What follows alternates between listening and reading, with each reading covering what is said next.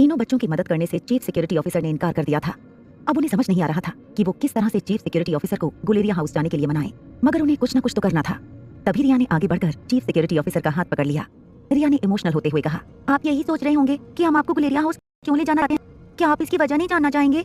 Chief security officer ने जब देखा कि रिया इमोशनल हो गई है तो उसे भी अंदर ही अंदर अजीब सा लगने लगा। वो नहीं चाहता था कि रिया रोए या फिर वो दुखी हो। इसका चीफ सिक्योरिटी ऑफिसर पर वापस से बैठ गया और उसने रिया की तरफ देखकर पूछा, हाँ मुझे आखिर आप सब गुलेरिया हाउस क्यों जाना चाहते हैं, जबकि आपको पता है कि वो कितनी खतरनाक जगह पर है। दिन में भी वहाँ जाने से लोग कतराते हैं और आप सब इस वक्त वहाँ पर जाना चाहते हैं। मुझे ये समझ नहीं आ रहा कि। तभी आर्यन आगे आकर बोला, क्योंकि हमारा कुछ सामान वहाँ पर छूट गया है। आर्यन जानता था कि अभी थोड़ी देर पहले अलेक्जेंडर ने उसे जिस तरह से प्लान समझाया था उसे उसी के मुताबिक कहना था। तीनों बच्चों को पता था कि उन्हें अब आगे कैसे सिचुएशन को हैंडल करना था। ये बात अभी कुछ देर पहले ही अलेक्जेंडर ने दोनों भाई और बहन को समझा दी थी। आर्यन ने उसी को फॉलो करते हुए कहा था। उसने आगे कहा, देखिए अंकल, ये बात आपको थोड़ी अजीब लगेगी मगर सच्चाई यही है, और ये बात हम डैड को नहीं कह सकते, क्योंकि अगर हमने उनको ये कहा तो फिर वो हम पर बहुत गुस्सा करेंगे और हो सकता है कि वो हम पर हाथ भी उठा दें, जो कि उन्होंने कभी नहीं किया। इतना कहने के बाद आर्यन थोड़ी देर शांत हो गया। चीफ सिक्योरिटी ऑफिसर अब बेकरार था आगे की बात सुनने के लिए। तभी अलेक्जेंडर ने कहना शुरू किया, अंकल, अभी कुछ दिन पहले जब हम तीनों गुलेरिया हाउस उस रात के अंधेरे में गए थे तो वहाँ पर हमें एक शख्स दिखाई पड़ा था। उस शख्स से हम मिले थे और उसने ये दावा किया था कि वो हमारी मम्मा की याददाश्त वापस ला सकता है। उसके पास कुछ फॉर्मूला है, कुछ नुस्खे हैं। हम उस शख्स से उस फॉर्मूला के बारे में पूछने वाले थे, मगर इतने में आप लोग वहाँ पर आ गए थे और उसी वक्त डैड भी वहाँ पर आ गए। इस कारण से वो शख्स ऐन वक्त पर भाग गया था। इतना कहने के बाद अलेक्जेंडर ने एक गहरी सांस ली और फिर कहना शुरू किया, आपको याद ही होगा जब आप गुलेरिया हाउस आए थे तो आपने वहाँ चारों तरफ खोजबीन की थी, मगर आपको कोई मिला था वहाँ नहीं ना? क्योंकि जैसे ही आप लोग गुलेरिया हाउस के दरवाजे तक आए वो शख्स वहाँ से भाग चुका था, मगर उसने जाते जाते हमें ये भी कहा था कि दोबारा अगर हम चाहते हैं कि हमारी मम्मा की याददाश्त वापस आए तो फिर हम उसे उसी गुलेरिया हाउस में मिलें। और उसने आज की तारीख दी थी। दिन भर से तो हम भी यही सोच रहे थे कि आखिर हम गुलेरिया हाउस कैसे जाएं, मगर जब हमने देखा कि मम्मा कुछ काम से बाहर गई हैं और डैड भी किसी मीटिंग के सिलसिले में बाहर गए हैं तो हमें यही मौका सही लगा, इसलिए हमने ये फैसला किया कि हम इस बार आपको कहेंगे। इतना कहने के बाद अलेक्जेंडर चुप हो गया। उसके चुप होते ही रिया ने चीफ सिक्योरिटी ऑफिसर की तरफ देखकर कहा, अंकल, क्या आप नहीं चाहते कि हमारी मम्मी पहले जैसी हो जाए? क्या आप नहीं चाहते कि उनकी याददाश्त वापस आ जाए? क्या आप ये नहीं चाहते कि मम्मा वापस से डॉक्टर अमृता बनकर लोगों की मदद करें? आपको पता है आज कितने ही लोग जिंदगी और मौत से जूझ रहे हैं क्योंकि उनका इलाज करने के लिए डॉक्टर अमृता नहीं है। और आप लोगों की छोड़िए, हमारे सनी चाचू वो किस हालत में है, क्या आपको ये नहीं पता? आई नो कि आपको जरूर पता होगा और आप ये बात अच्छी तरह से जानते हैं कि डॉक्टर ने भी ये कह दिया है कि अगर डॉक्टर अमृता होती तो सनी चाचू आज बिल्कुल ठीक होते और हमारे बीच होते। तो क्या आप ये नहीं चाहते कि मम्मा ठीक हो जाए और डॉक्टर अमृता वापस से आ जाए और वो हमारे सनी चाचू को ठीक कर दें? बताइए। तीनों बच्चों ने धीरे धीरे जाल बुनना शुरू कर दिया था।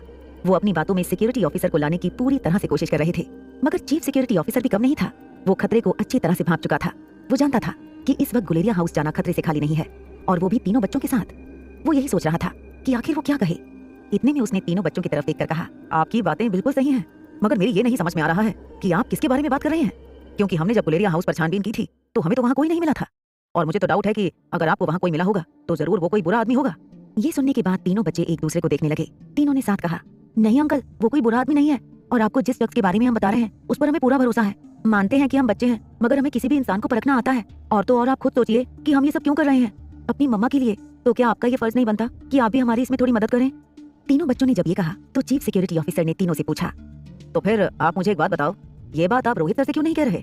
रोहित सर भी तो आपकी मदद करेंगे, बल्कि वो तो और भी खुश हो जाएंगे जब उनको पता चलेगा कि गुलेरिया हाउस में आपको कोई ऐसा शख्स मिला था जो अनिका मैडम की याददाश्त वापस लाने का दावा कर रहा था। तो फिर आप ये सब अपने डैड को क्यों नहीं बताते? रिया और आर्यन को समझ नहीं आ रहा था कि वो इस सवाल का क्या जवाब दें, क्योंकि दोनों ने इस सवाल के बारे में एक्सपेक्ट नहीं किया था। मगर अलेक्जेंडर ने पहले ही ये सोच लिया था कि अगर उससे ये सवाल पूछा जाएगा तो वो क्या कहेगा। इस कारण से उसने तुरंत जवाब दिया, इसका कारण वो आदमी है।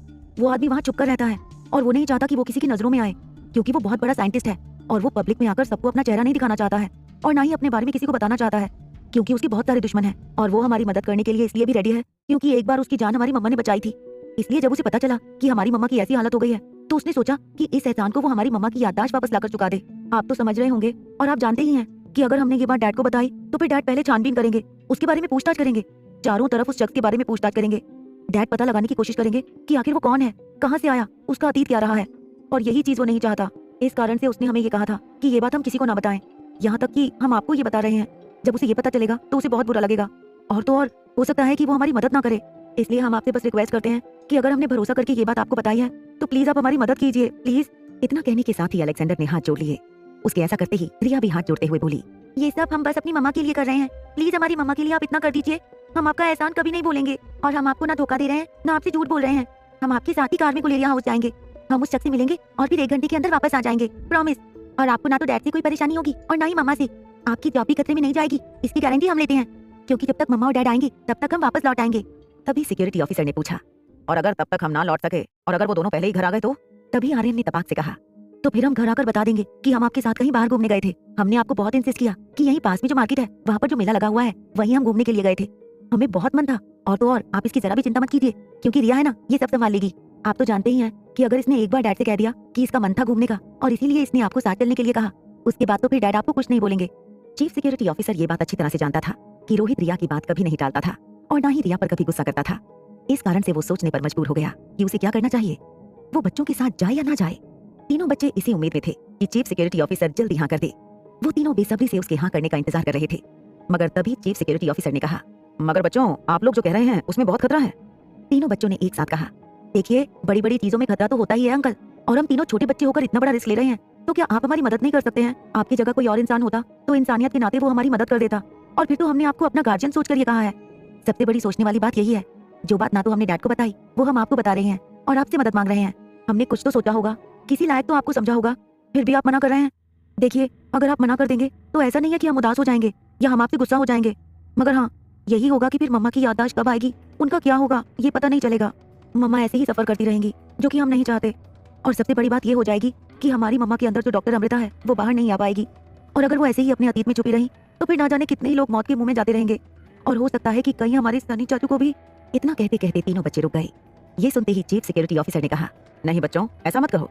अगर बात आपकी मम्मा की है, अनिका मैडम की है, तो मैं आपकी मदद करने के लिए रेडी हूँ, मगर ये मेरी पहली और आखिरी मदद होगी। अगर आप प्रॉमिस करते हैं तो फिर मैं आपके साथ गुलेरिया हाउस चलूंगा। इतना कहने के साथ ही सिक्योरिटी ऑफिसर ने अपना हाथ आगे बढ़ाया। तीनों बच्चों ने जब ये सुना तो वो खुशी से उछल पड़े और उन्होंने चीफ सिक्योरिटी ऑफिसर के हाथ में अपना हाथ रखते हुए कहा, हम आपसे वादा करते हैं, बस आप ये लास्ट बार हमारी मदद कर दीजिए, उसके बाद हम आपको कभी परेशान नहीं करेंगे। ये सुनने के बाद चीफ सिक्योरिटी ऑफिसर ने घड़ी की तरफ देखा। घड़ी में इस वक्त 7:30 बजने वाले थे। तीनों बच्चों ने भी घड़ी की तरफ देखा। तीनों ने इसके बाद कहा, हमारे पास वक्त बहुत कम है अंकल, हमें जल्द से जल्द गुलेरिया हाउस जाना होगा, मगर सोचने वाली बात यह है कि हम बाहर कैसे निकलेंगे, क्योंकि जैसे ही हम बाहर निकलेंगे आपके गार्ड आपसे तो ये सवाल पूछेंगे कि हम कहाँ जा रहे हैं, और कहीं किसी ने डैड को। इतने में चीफ सिक्योरिटी ऑफिसर ने कहा, आप लोग चिंता मत कीजिए, आपने जब मुझे जिम्मेदारी दी है तो मैं इस जिम्मेदारी को अच्छी तरह से निभाऊंगा, और ये सारा काम मैं अनिका मैडम के लिए कर रहा हूँ। मैं यही चाहता हूँ कि उनकी याददाश्त वापस आ जाए। मैं बाहर सब कुछ संभालता हूँ, जल्दी से आप रेडी होकर बाहर आ जाइए। हम अभी 10 मिनट के अंदर ही निकलेंगे, और हम कोशिश करेंगे कि आधे घंटे से 45 मिनट के अंदर ही हम गुलेरिया हाउस जाकर वापस आ जाएं, क्योंकि इससे ज्यादा वक्त अगर हमने लगाया तो फिर हो सकता है कि हम मुसीबत में पड़ जाएं, तो जल्दी कीजिए। इसी के साथ सिक्योरिटी ऑफिसर उस प्रेसिडेंशियल स्वीट से बाहर निकल गया। अब तीनों बच्चे एक दूसरे को देखने लगे। तीनों के दिल की धड़कनें तेज थीं।